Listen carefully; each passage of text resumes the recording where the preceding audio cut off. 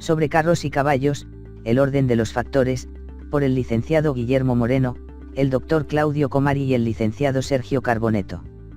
No hay duda de que prácticamente no existe ámbito de la vida social del que una adecuada gestión gubernamental quede exenta. La multiplicidad de responsabilidades de un Estado se expresa en la compleja estructura que sus tres poderes asumen para dar respuesta a los requerimientos de la sociedad y de sus miembros, al tiempo que la orientación que se imprima desde cada una de sus áreas determinará la direccionalidad general que curse. Esta es la característica distintiva que determina el soberano con su voto, especialmente cuando escoge entre diferentes fórmulas de candidatos para el ejercicio del poder ejecutivo.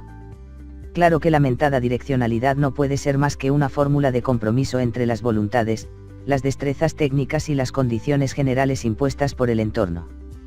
Por esto mismo, resulta fundamental establecer apropiadamente tanto las correctas secuencias de causalidades como el orden de prelación de las distintas áreas de gobierno. En estos momentos de definición de los trazos generales que asumirá el nuevo gobierno vale resaltar que ningún plan, programa o proyecto podrá ser exitoso si no se corresponde con el desempeño que alcance la economía. Y que ésta, depende en gran medida de la pertinencia con la que se empalme con las condiciones emanadas del contexto internacional. Por lo tanto, no exageramos si decimos que la suerte del gobierno, se juega en la actuación de la Cancillería y del Ministerio de Economía. Entender el mundo de hoy. Hace tiempo venimos insistiendo en poner en evidencia la profunda transformación que se opera en las relaciones internacionales. El mundo bipolar de la posguerra y la Guerra Fría, fue sucedido, inesperadamente o no, por la globalización que se impuso como orden hegemónico y excluyente durante las décadas finales del siglo XX y el inicio del actual.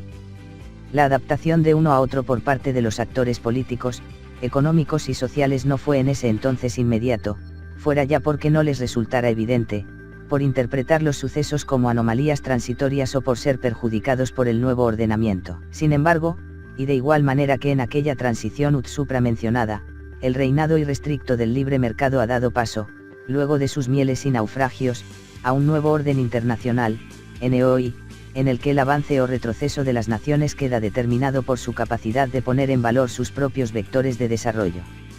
Y, así como sucedió antaño, la mutación estructural en curso no pareciera ser fácilmente comprensible. El gobierno de la Alianza Cambiemos no tuvo ninguna probabilidad de éxito desde el exacto momento en el que se ciñó a una caracterización equivocada del mundo, abrazando el credo globalista, que simultáneamente ingresaba en la obsolescencia. Este desencuentro con la etapa histórica se manifestó en el persistente impulso a las políticas enraizadas en la supuesta preeminencia de las instituciones supranacionales como garantes de la vigencia de los postulados del Consenso de Washington y en los tratados de libre comercio entre los países de un área y de estas entre sí. Por eso fue que, en un tiempo en el que las medidas de Administración de Comercio Exterior, ACEE, pasaron de ser la excepción prohibida a erigirse en la nueva regla, particularmente desde la asunción de Donald Trump como presidente de los Estados Unidos, en la Argentina se puso en marcha la apertura irrestricta al comercio internacional. Y que, cuando se revisaban, caso NAFTA, o empezaban a desintegrarse los acuerdos de libre comercio, Brexit en la Unión Europea o retiro de Estados Unidos del Tratado Transpacífico, aquí se forzaba el paso hacia el Convenio Unión Europea-Mercosur. El NOI ha llegado para quedarse, por lo que cualquier diseño que no se adapte a esta redefinición del sistema internacional de relaciones, y que ignore, a la hora de la determinación de prioridades, cuáles países serán los beneficiarios y cuáles los perjudicados, importará el riesgo, o la casi absoluta certeza, de una inserción perjudicial para las empresas argentinas. El orden de los factores. Si bien el peso del problema de la renegociación de la deuda soberana es suficientemente importante como para ocupar un espacio relevante entre las urgencias gubernamentales, es fundamental considerar que ningún esquema de repago es viable, si no se basa en un modelo de desarrollo económico permanente y sustentable orientado a la producción. Decíamos la semana pasada, sobre la problemática de la deuda, si la pampa húmeda aportara la redundancia de su renta, alrededor del 50% del margen bruto, por un periodo de tiempo, más la contribución de otros sectores que con suficiencia pueden hacerlo, como ganadería, minería, pesca y otras exportaciones agroindustriales, por ejemplo, resultaría posible resolver la problemática del endeudamiento sin afectar al conjunto del entramado productivo.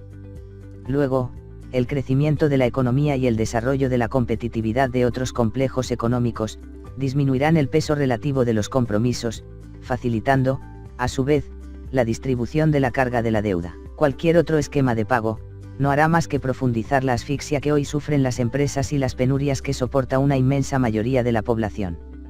El aspecto clave a resolver, sigue siendo el del desarrollo de los propios vectores de competitividad de la economía nacional, que permita a las empresas argentinas incrementar la rentabilidad por unidad vendida, garantizando su hegemonía en el mercado doméstico y facilitando su adecuada inserción en los flujos internacionales de comercio.